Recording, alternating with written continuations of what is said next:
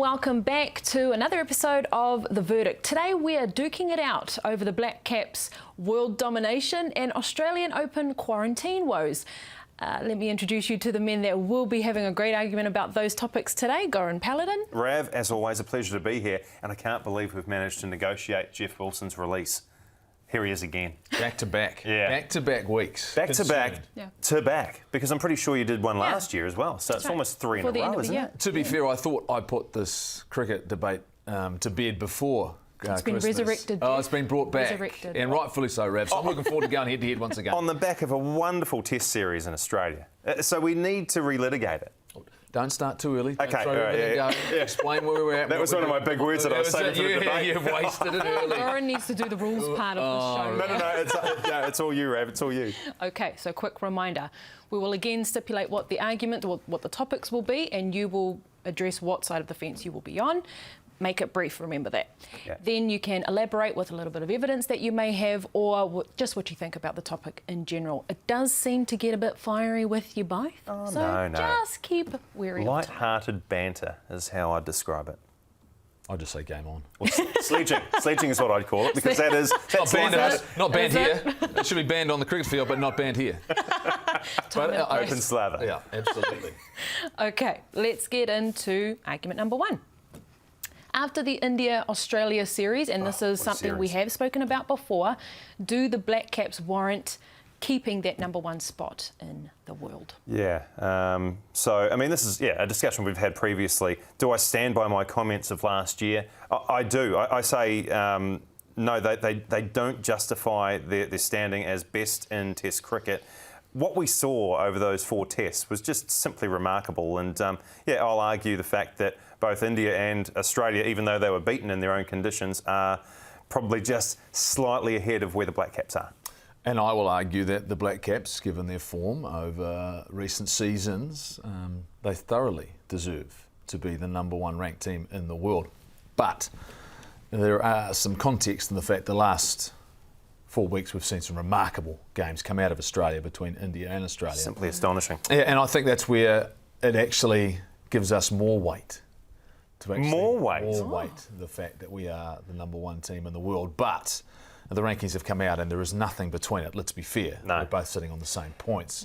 Are you going to bring in decimal points again to this discussion? Because you were reduced down to that before Christmas. He knows how this feels personally. I was actually looking at the decimal points before we started, and I'm like, I can't remember those. I can't remember those, exactly. Well, I'm interested to hear your take then, Jeff. You can kick it off. Okay. How does what we've just seen give more weight to the Blackcaps' credentials? My debate is going to start with, actually, this is just as much about Australia as it is about India and New Zealand. Okay.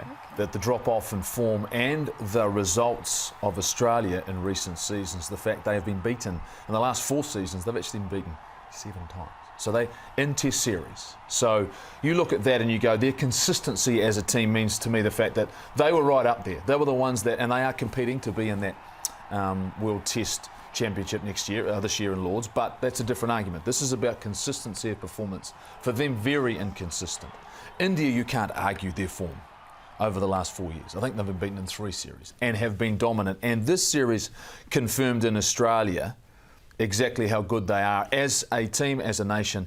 But more importantly to me, like I say, let's take Australia even out of the conversation now. Yeah. The fact their poor form, the fact that they were comprehensively beaten by a team, and I say comprehensively, 3 wickets, but it was without Kohli, it was without Bumrah, it was without Ashwin and Jadeja in the last Test match. Yeah. The fact that they were essentially at full strength, their bowling attack was inadequate in the last 2 Test matches, not good enough to get the 10 wickets required in the second Test. So for me, what we've done in recent years in terms of our performance, in terms of the number of series we've won, the equal of India, maybe not in terms of the number of high quality or the highest Test nations we've been up against, haven't played the same number of tests as Australia. But Australia are the first one for me that drop out of the conversation, which elevates us. I don't know how you can drop Australia out of the conversation. It was a year ago that we went over there with high hopes. The Blackcaps, they were beating everybody at home. They had a pretty good result against Sri Lanka as well, drawing a Test series there.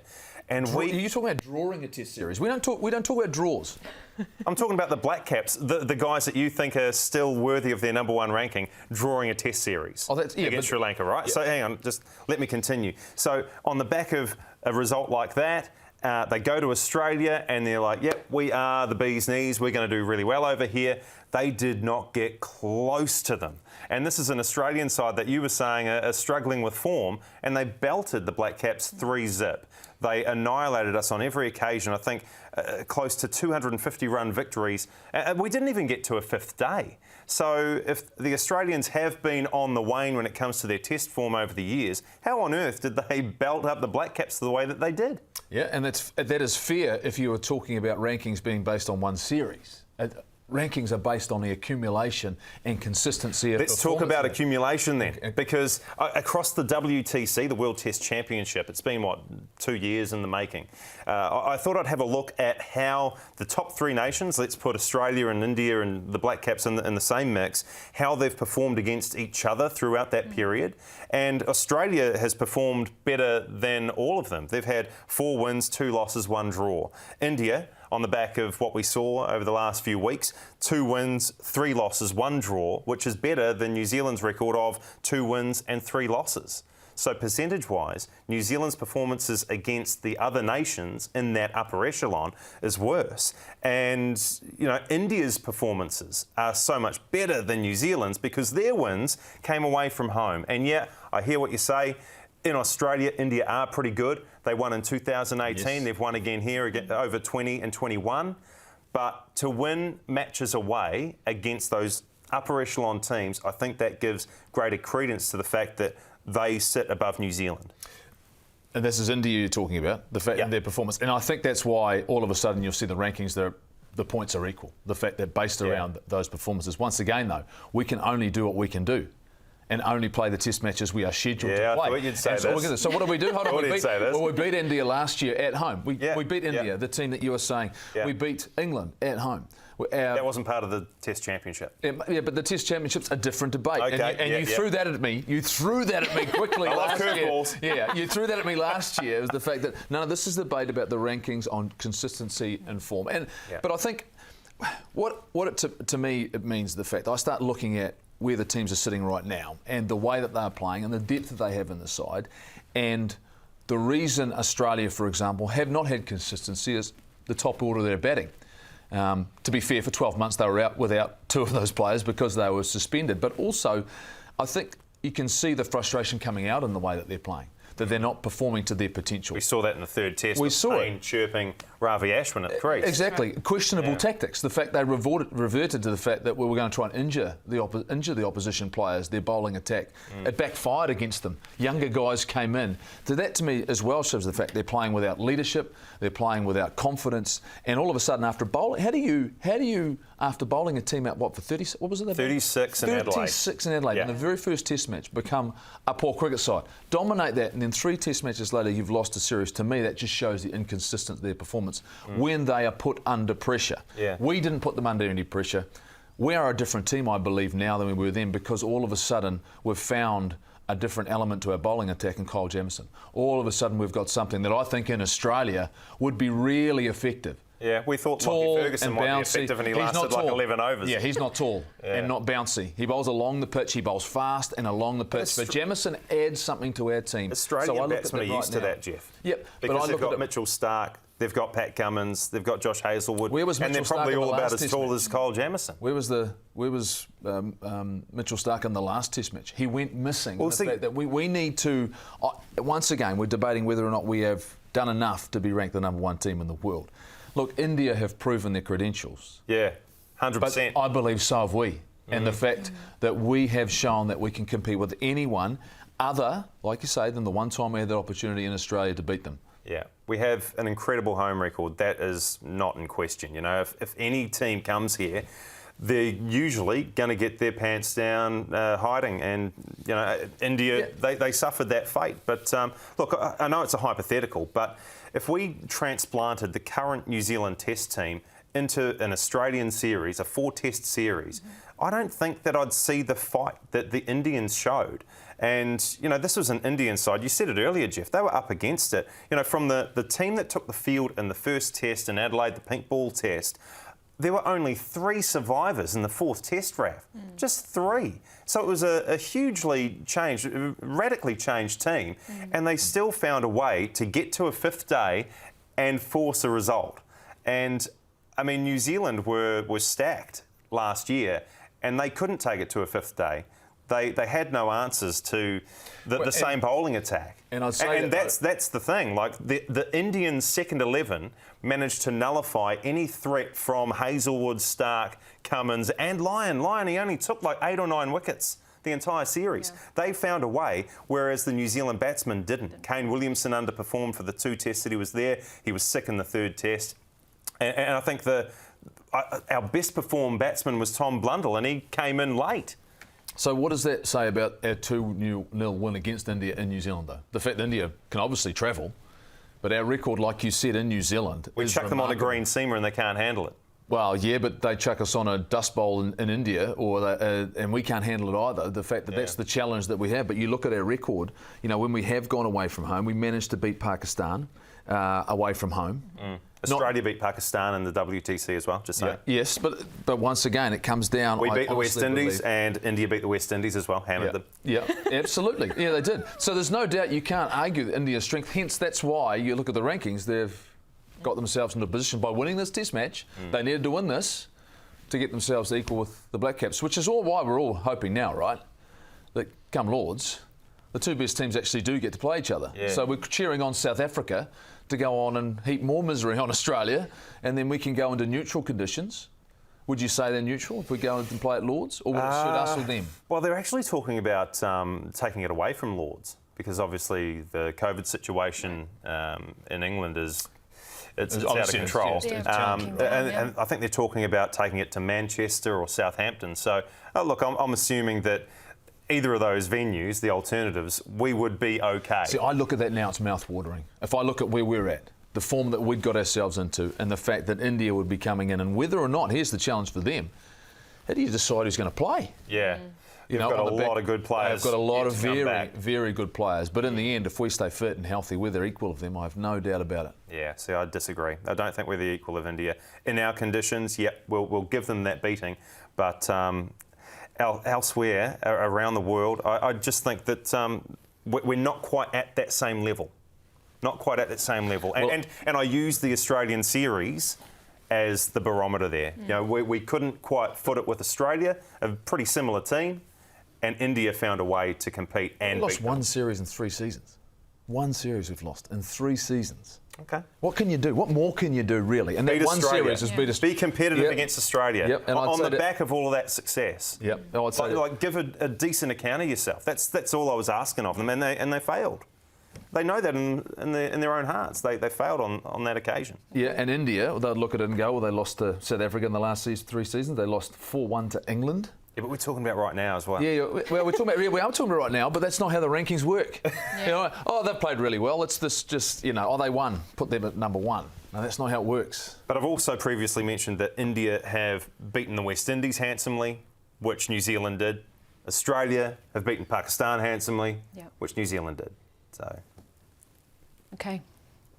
I think it's a little bit of a... I mean, technically, you can't argue with the rankings. They work how they work, and, you know, the wins that you clock up determines where you're going to be on that list, and the Blackcaps have, you know... Can I say, has there ever been a draw in a discussion? Have you ever called a draw?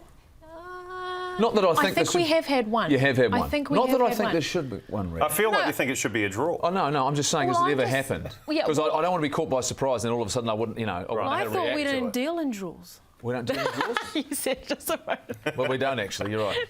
Not when it comes to this discussion. No, but what I'm actually leaning towards that because, you know, technically it's this. But when you do look at Goran's argument, that's true as well. So...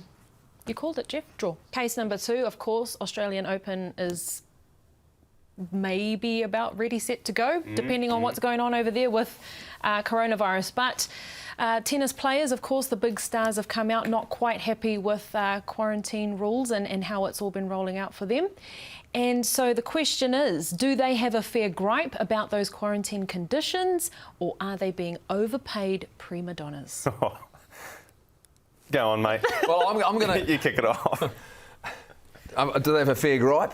Is that the question? Well, I say no, because we're facing a world pandemic with multiple strains, with the fact they've been presented with an opportunity to come and play in the Australian Open, and whether or not and how they've reacted to some of the quarantine conditions, I believe that, and this is where, once again, this is going to be an interesting discussion and debate, because we're not talking about everyone. We're talking about a number of players who have suggested a number of things which have been insensitive, maybe their lack of understanding, maybe disrespectful to a number of people, and not really understanding what is going on in and around the world. And so for me, I'm saying no, that they can't sit there and complain about, because if they've had any understanding and any awareness of what everyone around the world is dealing with, then they understand that everyone has to adapt, everyone has to change, and they themselves will have to face some adversity if the Australian Open is actually going to take place. So I don't know how I'm going to do this, but I'm going to say they've got a fair gripe. That's all right. In your heart of hearts. Go on, Novak. Go on, Novak. Don't call me Novak, mate. I'm Croatian, not Serbian. Jesus, well, man. that's bad. That's as bad as it gets, right? But you know what? On this occasion, I have to side with Novak Djokovic. I'm going to say that he and some of the other players do have a fair gripe. And one of the main reasons for that is that there are different rules for different players. Are we beginning the argument now? Because I kind of just You go. You go. Can I go? Yeah, you go. Okay, thanks, guys. So Novak Djokovic, Serena Williams, Naomi Osaka, Rafa Nadal, they find themselves in Adelaide, where there are no issues because they were on a plane that didn't have a COVID case. So they're able to train. They can hang out with their support staff. They're having a merry old time in a different city. And I think it's something like 72 players, there or thereabouts, are in like proper lockdown for 14 days in Melbourne managed isolation quarantine facilities. And they can't get access to a court. They can't train the way that Naomi Osaka and Rafa Nadal are in the lead up to the first slam of the year. And that is unfair. And I wonder if there's a way around it. And I think Novak saying, look, we need to organise better conditions for the people who are in lockdown for 2 weeks. I really don't have an issue with that.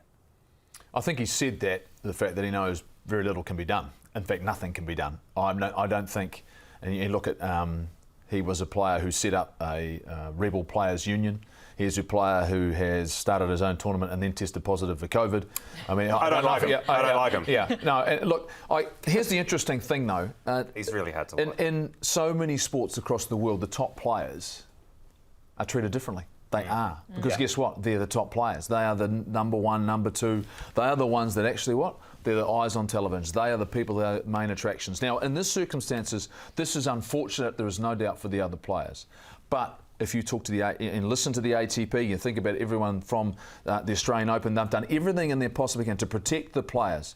But there was no guarantees when they got on that plane that when they got to Australia, no guarantees. If you look at everything, all the information they were giving, some saying that they didn't know that this would be this case. Look around the world. Look at everything that's happened. Look at, you're going into quarantine. You were going to get locked down. Now, if you're Lionel Messi, if you're Ronaldo in football, if you're LeBron James, the top guys in the world who are the main attractions are going to get preferential treatment. That wouldn't change from tournament to tournament. You guarantee it. They get the best practice courts. They get the best support. I think the trouble I have here is the fact that a minority have gone out and they've been vocal in the fact that I may not have come, and we got told one thing and we got told the other. You needed to know that the moment you decided to step on that plane, that you committed yourself to come and play in a tournament. Be grateful the fact that there may even be a tournament for you to play in, because in the end, that might not be possible. It still may not be possible. Yeah. And so here's the other thing you're talking about, entourages, and then what I found fascinating, and this is Nick Kyrgios calling Novak Djokovic a tool. Yeah, how good. This is how You know, bad it is. and this is, and I start going, and What part are you of that saying, discussion. pot, kettle, black sort of Oh, thing? you think or what? You I love Nick Curiosity. You leave him alone. Well, I think he's fantastic.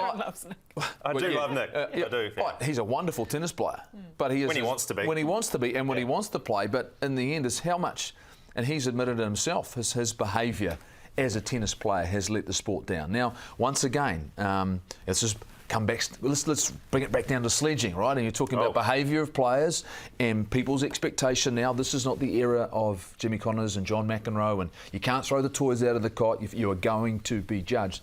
These players that come out and are critical of conditions, critical of opportunity, there are so many people out there who are going through so much and so many challenges, facing lockdowns, job losses, to then complain about, I've got 14 days, or the fact that I can't go out and play some tennis. The fact you're playing in you're getting paid to be there anyway. They get paid whether, if you're in the main draw, you get paid regardless. So, yep, I know it's uncomfortable. Yes, there are different conditions for other players and others, but in the end, you had to adapt, knowing when you came to this tournament, it was going to be like no other tournament you're going to be a part of. I don't know if I did a very good job of that one. I think you're at it was a challenging as best one. as you could But once again, though, It's just, in my heart of hearts, I know that's bullshit. I know my argument was bullshit, and you're going to win this. You don't even need to decide, Raf. I actually didn't need to be here, I feel. Jeff called the draw, you're calling the win. Well, I'm calling a loss.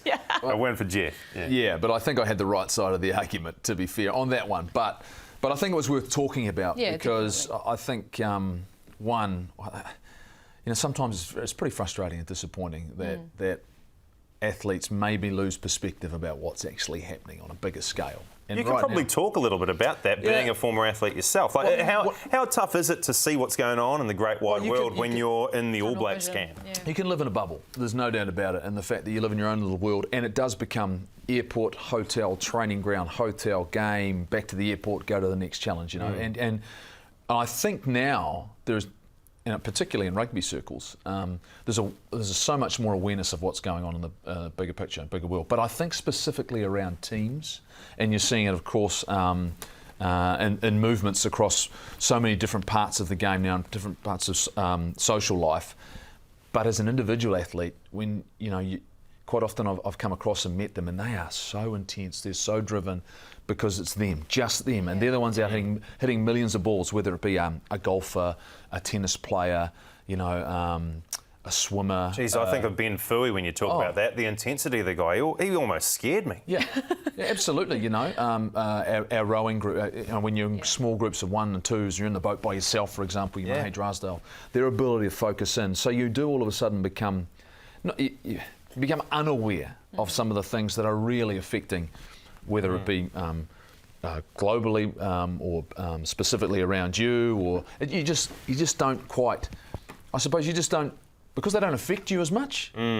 Because they've got no effect on you. You all of a sudden and to be fair, you're young then as well, right? Yeah. That'll never happen to me. That's no issue. I won't get sick. Those sorts of things. Yeah. That's not the reality of the world. And for a tennis player, they're probably not operating in massive enough groups to be affected by it. Whereas we know, and if you watch sports globally, and I was talking about games getting cancelled, you get one case, all of a sudden the contacts are immediately that group of players, that group of coaches, that group of management. One becomes 40 or 50 people very, very quickly, whereas tennis players will go, well, what happened to me and my coach? Trouble is, you're on a plane that had 70 or 80 people on it, 100 people on it. All of a sudden, that is the realm, that's the bubble that you're operating in. As much as you'd like to avoid it, you can't. So, you definitely get to this point where you are sometimes ignorant to what's going on around you. It's like the Australian reporter that called them all pork chops, live on air. And I couldn't disagree. So, Jeff, always a pleasure. Thank you so much for joining us. Good to see you, mate. Yeah, awesome. Fun as always. As always. And you upped your game with your shirt this week. Yeah, cheers, mate. Yeah, this is one of my favourites. Last was the favourite as well, yeah. They're all my favourites. I thought Rav was going to be wearing your shirt from last week. That's what I was hoping to come I thought I was going to be wearing Rav's shirt from last week. Okay. Brilliant. And thank you at home for joining us as well. Remember, we'll be back next week putting everything in sport on trial. Hei ko ngā mai.